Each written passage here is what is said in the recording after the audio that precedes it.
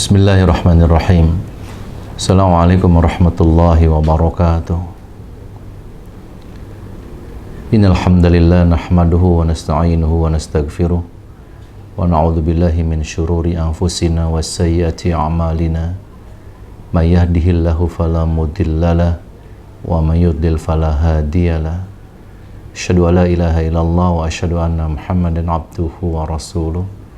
Allahumma shalli wa sallim ala nabiyyina Muhammadin wa ala alihi wa sahbihi ajma'in. Amma ba'd.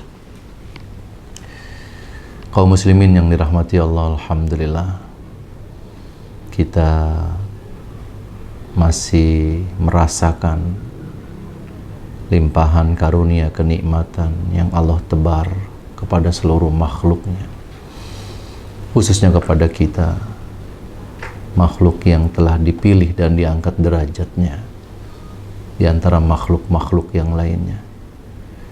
Mudah-mudahan semakin hari beragama kita semakin istiqomah berada pada jalan lurus yang Allah ridhoi. Amin. Kaum muslimin yang dirahmati Allah, bahwa Islam itu terambil dari akar kata aslama yuslimu islaman, yang artinya menyerah, pasrah. Orangnya disebut dengan muslim, yaitu orang-orang yang pasrah, orang-orang yang menyerah. Jadi Islam itu adalah kepasrahan kita sebagai makhluk kepada Kholiknya. Sedikitnya ada dua hal kepasrahan yang dimaksud dalam makna Islam itu. Yang pertama, kita pasrah. Hidup kita di dunia ini diatur oleh pemiliknya, yaitu Allah Azza wa Jalla. Allah yang menciptakan kita, Allah yang menjadikan kita, Allah yang memberikan kebutuhan hidup kita di dunia, kemudian Dia mengatur hidup kita. Jika kita ridho, jika kita rela hidup kita diatur oleh Allah, itulah puncak keislaman seseorang. Tetapi jika dia tidak rela hidupnya diatur oleh Allah sebagai Rabb yang telah menciptakannya, maka boleh jadi dia belum dapat dikatakan sebagai seorang muslim yang sesungguhnya. Misalnya Allah atur kita untuk sholat 5 waktu, tetapi kemudian yang kita kerjakan tidak sepenuhnya 5 waktu, kurang daripada itu, maka ini menandakan kita belum rela diatur oleh pemilik diri kita. Para wanita misalnya diperintahkan untuk memakai kerudung menutupi aurat mereka. Yang memerintahkan adalah pemilik dirinya, yaitu Allah yang telah menjadikannya. Jika kemudian dia tidak penuhi apa yang disampaikan dalam perintahnya itu, maka boleh jadi dia tidak rela hidupnya diatur oleh pemiliknya, yang sudah menciptakannya, sudah menjadikannya, yang memberikan kebutuhan hidupnya. Tetapi ketika diatur dia tidak mau, maka belum masuk dalam konteks sebagai seorang muslim yang sesungguhnya. Kemudian kepasrahan yang kedua adalah pasrah akan kehendak Allah. Apapun yang menjadi qadarullah dalam hidup ini, dia selalu kembalikan kepada Allah. Inilah puncak beragama kita.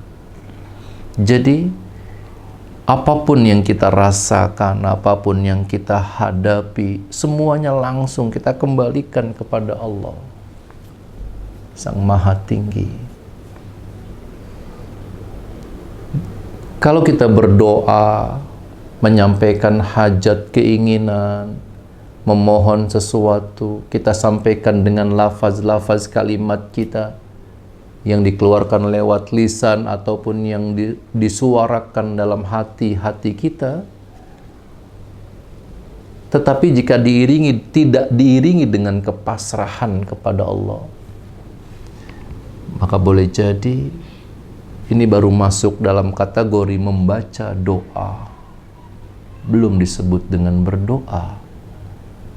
Ketika tidak ada kepasrahan. Allahu alimun bidzatis sudur. Allah mengetahui apa yang tersembunyi di balik dada-dada kita. Apa yang kita inginkan Allah tahu. Apa yang menjadi cita-cita kita Allah tahu. Yang kita mau mohonkan tidak kita ucapkan dengan lisan pun Allah tahu. Tetapi kita laksanakan, kita ucapkan dengan lisan dalam dialog doa kita kepada Allah agar memuaskan kolbu kita. Agar menghadirkan ketenangan kepada diri kita, kita bercerita dengan Rabb yang memiliki diri kita ini. Persoalannya adalah, apakah kita sudah bisa memasrahkan objek dari apa yang kemudian menjadi harapan kita itu? Jika objeknya tidak dipasrahkan kepada Allah, tetapi hanya kalimat-kalimat, lafaz-lafaz yang kita sampaikan tanpa memberikan objeknya kepadanya, maka belum mencapai pada hakikat dari keberislaman seseorang.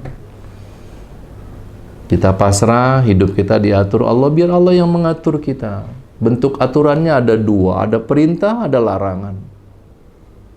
Apa-apa yang diperintahkan laksanakan, apa-apa yang dilarang tinggalkan. Ini disebut dengan Islam. Dia pasrah, hidupnya diatur. Dia menjadi orang yang rela hidupnya diatur. Dia ridho hidupnya diatur Allah. Puncaknya adalah dia siap menjadikan dirinya sebagai budaknya Allah. Masya Allah. Apapun yang disampaikan kepada pemiliknya, dia taati. Baik berbentuk perintah tadi, ataupun berbentuk larangan. Membudakkan diri kita kepada Allah adalah kemuliaan. Tapi jika kita budakkan diri kita kepada selainnya, maka itu akan menjadi kehinaan dalam hidup ini. Menjadi budak makhluk akan menjadi kehinaan. Tetapi ketika kita membudakkan diri kita untuk Allah, maka itulah makna dari muslim. Kaum muslimin yang dirahmati Allah, kita lihat bagaimana kepasrahan itu menghadirkan sesuatu jawaban yang tidak ada logika yang bisa menjawabnya. Kita ambil kisah yang pertama, Nabiullah Ibrahim alaihissalam ditangkap oleh raja yang sangat durjana pada zamannya, yaitu Namrud laknatullah, dengan pasukannya. Kemudian diberikan keputusan hukuman untuk dibakar dalam keadaan hidup-hidup. Ketika api sudah berkobar dengan hebatnya, dan Nabiullah Ibrahim alaihissalam siap dilemparkan ke dalam kobaran api tersebut, kita tidak menemukan dalam literatur manapun Nabi Ibrahim kemudian meronta-ronta, berontak-berontak untuk menyelamatkan diri. Atau dia mengangkat tangannya berdoa kepada, ya Rabb, selamatkan aku ya Rabb, hancurkan Namrud dan pasukannya. Tidak ditemukan kalimat seperti itu. Rasulullah Shallallahu Alaihi Wasallam menyampaikan kepada para sahabatnya, maukah kalian aku ajarkan satu kalimat yang pernah dibaca oleh kakek kalian, Nabi Ibrahim alaihissalam. Hasbunallah wa ni'mal wakil. Itulah kalimat yang terlontar dari bibir Nabi Allah, kekasihnya Allah, Khalilullah, Nabi Ibrahim alaihissalam, ketika hendak dibakar. Dia pasrahkan kepada Allah, sang pemilik api itu. Hatinya ingin selamat, tetapi dia tidak mengucapkan dan memohonkan kalimat keselamatan. Dia pasrahkan kepadanya. Hasbunallah wa ni'mal wakil.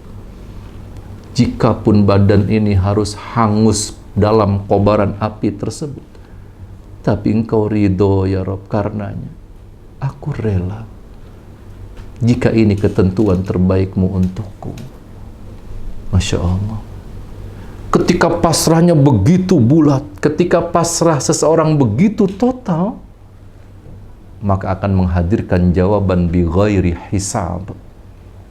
Jawabannya tak terhingga. Jawabannya tidak dapat dijawab dengan nalar logika kita. Apa kemudian kalam yang muncul dari firman Allah?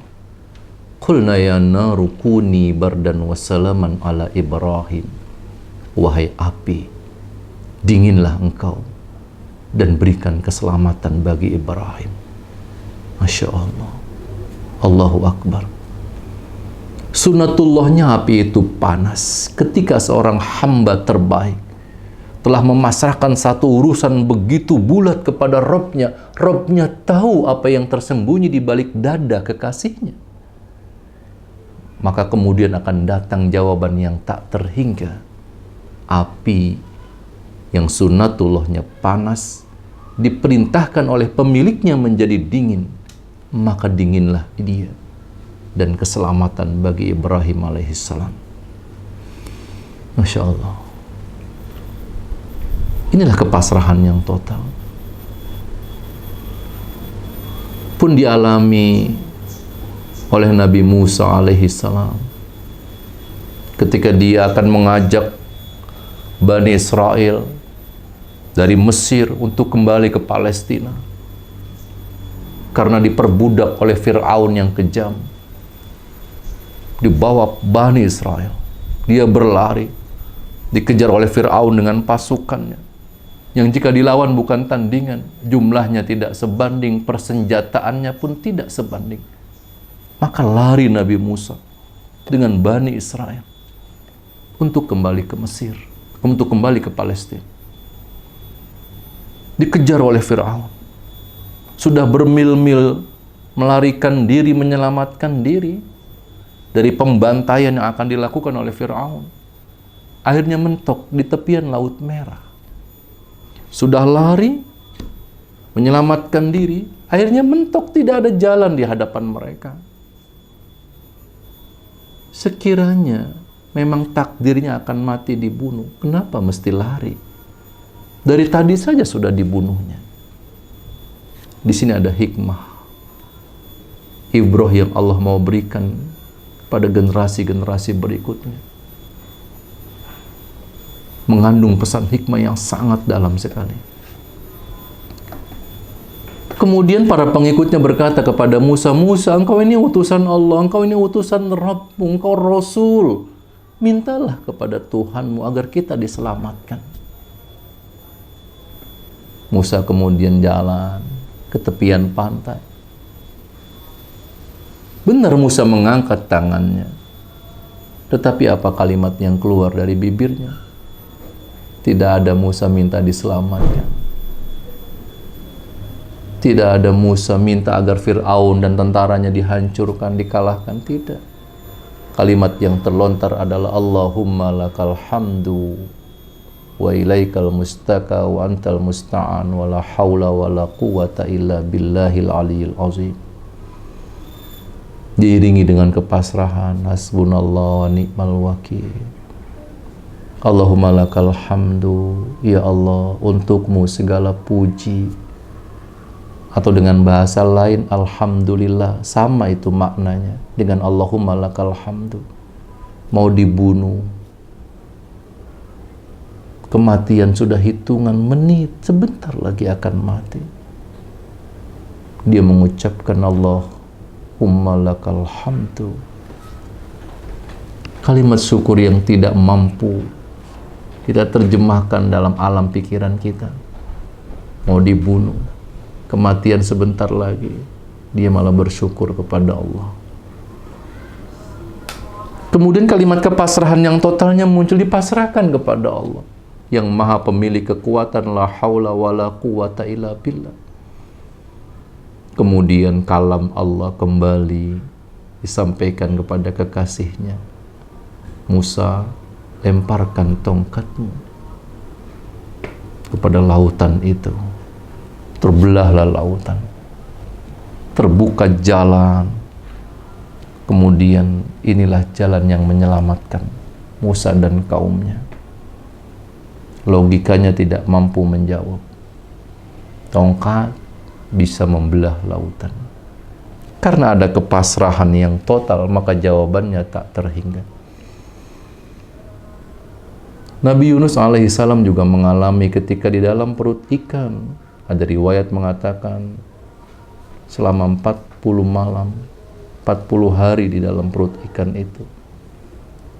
Inginnya keluar dari perut ikan, tapi kita tidak menemukan kalimat dia minta dikeluarkan.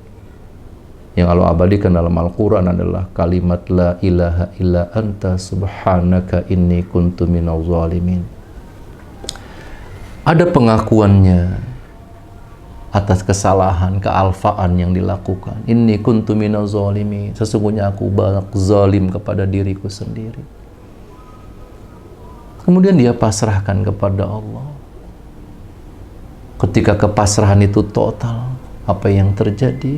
Ikan Allah perintahkan untuk ketepian. Kemudian Nabi Yunus bisa keluar dengan selamat dari dalam mulut ikan itu. Bigoiri hisab. Tidak mampu kita jawab dengan logika. Hadirin kaum muslimin, inilah kepasrahan. Inilah muslim. Seorang yang pasrah semuanya kepada Allah. Hidupnya pasrah, diatur Allah. Kalau perintahkan sholat, kita laksanakan, berarti kita pasrah. Kalau kita tidak sholat, berarti kita tidak pasrah, diatur oleh Allah yang sudah menjadikan diri kita ini. Kalau perintahkan puasa Ramadan, seperti hari ini kita masih berada di dalamnya, maka kita pasrah melaksanakannya. Berarti kita rela hidup kita diatur Allah.